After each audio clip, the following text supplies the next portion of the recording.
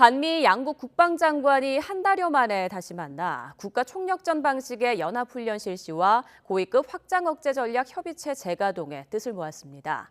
동맹을 강조한 한미 정상회담의 내용을 한층 구체적으로 진전시켰다는 평가가 나옵니다. 신준명 기자입니다. 지난 6월 샹그릴라 대화 이후 50여일 만에 다시 만난 이종섭 국방부 장관과 로이드 오스틴 미국 국방부 장관.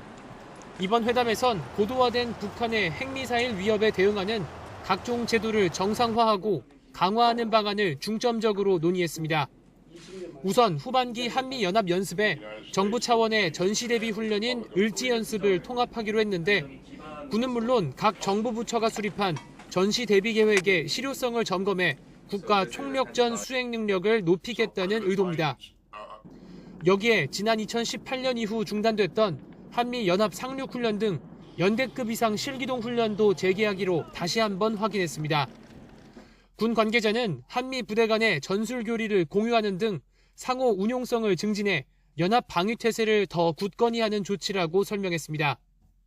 양국 국방장관은 북한 핵 억제를 위한 외교국방 투트랙 고위급 확장 억제 전략 협의체 EDSCG를 9월 중에 열어 강력한 대북 경고 메시지를 내기로 협의했습니다.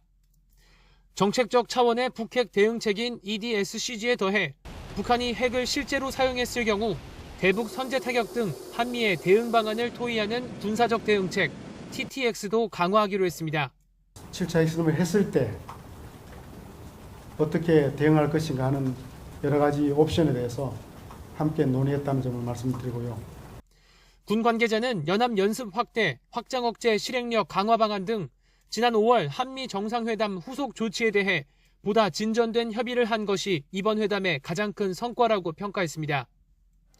양국 국방장관은 이번 회담에서 북한의 핵과 미사일 위협에 대응하는 한미일 3국 안보 협력의 중요성에 대해서도 공감했습니다.